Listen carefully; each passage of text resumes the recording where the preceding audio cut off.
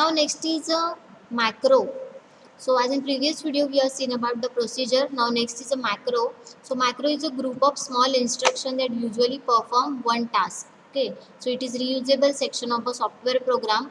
A macro can be defined anywhere in program using a directives macro and endem. So for macro we are using this directive, that is macro and endem. So what is this is the format of using macro. For this macro name, then macro, these are the arguments we are using. So here we can write down the coding, and then last endem. This is the procedure of defining macro. Now comparison between macro and procedure. So while we are using the procedure, the advantages is that the machine code for all group of instruction in the procedure need to be loaded in memory only once. Okay, so whatever your procedure program is there, we have to load in memory only once time. And what are the disadvantages of using procedure? That it need for the stack. Okay, it needs stack memory. Then a macro is nothing but a group of instruction in given at the start of the program. Using macro, we avoid the overhead time involved in the calling and returning in the procedure. So while using the procedure, we use two instruction, that is call and returning from the program. So time required for this, it can be involved or overhead by using macro.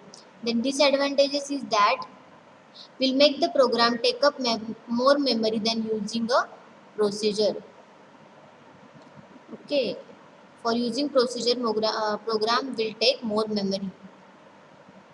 Then this is how we define and calling the macro without parameters. Then the passing parameters to macro. So for writing the macro, the one method is that we have to assume the dummies. Okay, whatever our program is or whatever our instruction sets are there, we have to assume some dummies for there. Now suppose here move ASCII macro number comma source comma destination. So in this code, our number, source and destination, we call that as a dummy variable.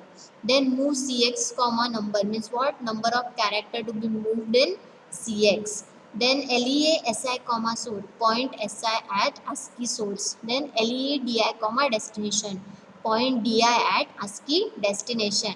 Then cld, it is nothing but auto increment pointer after move. Then rep move sb, it is nothing but copy ASCII string in to new location. And last we have given the instruction endem, it's for end of macros. So when we call the macro, values from the calling statement will be put in the instruction in place of our dummies. Okay, so for this we are using the dummy instruction. So this is the difference chart between procedure and macros. Here is the definition of procedure and macros. Then these are the object code is generated only one in memory. Here every time we have to generate the object code. In procedure we are using call and RT instruction. Macro can be called just by writing its name. Then length of the object file is less, where object file become lengthy. Then directive proc and np are used for defining procedure, and for macro we are using macro and endem. For procedure more time is required for execution, and for macro less time is required. This is the format for procedure, it is format for macro. This is the example of procedure, and this one is the example of macro. So here we conclude with the procedure and macro. So we will stop here.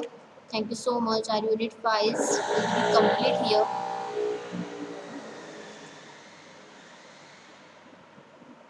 Thank you so much. Thank you for watching the video. If you have any doubt, please ask me.